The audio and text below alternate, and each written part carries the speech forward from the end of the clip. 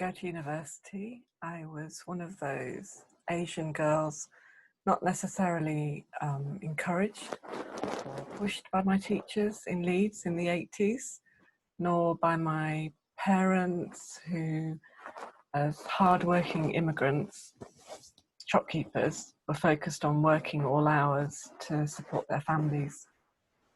I was introduced to theatre and design by my amazing art teacher at my comprehensive school in Leeds. And going to the theatre was not something my family did. And a whole world opened up to me. That interest has remained with me my whole life. So while many of my friends and peers went to university, at 18, after doing my A-levels, I began working life in the box office at the West Yorkshire Playhouse, a new purpose-built theatre in the centre of Leeds. From that start, I have worked in a wide and eclectic mix of roles in organisations I found interesting. So I've managed architecture studios, helped run an Asian Women's Film Festival, worked in a student counselling department. I enjoy the variety of these different environments and working with people, bringing out the best in my colleagues. I am a creative person and have a lot of what they call transferable skills.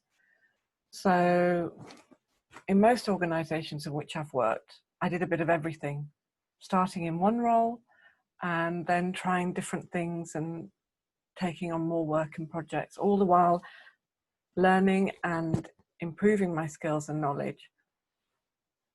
I eventually found a role supporting the Deputy Chief Executive of Nesta, a new government endowment funding projects in the arts, technology and science.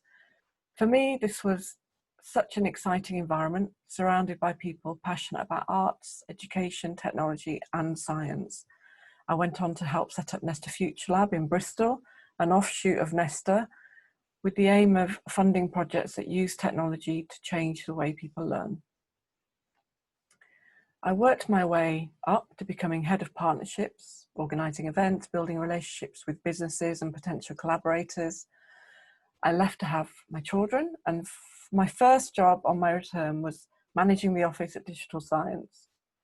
I am now head of strategic events, responsible for a range of activities from organising a speaker series, internal comms and engagement, as well as helping to organise the annual Science Food Camp.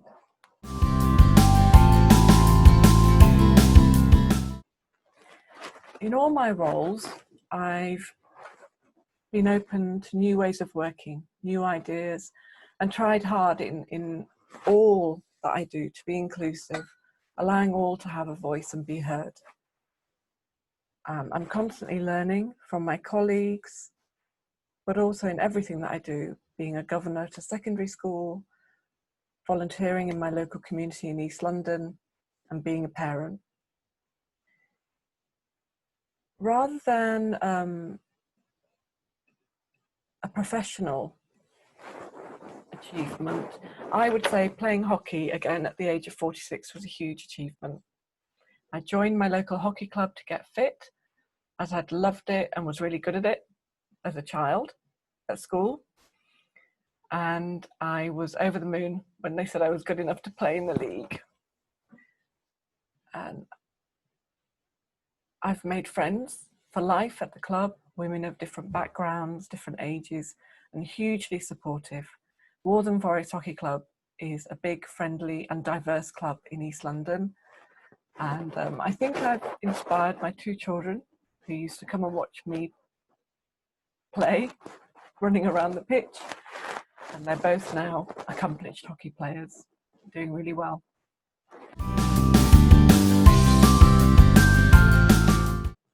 Martin Freeth at Nesta Future Lab gave me the opportunity to work on different projects. He saw my potential and really pushed me.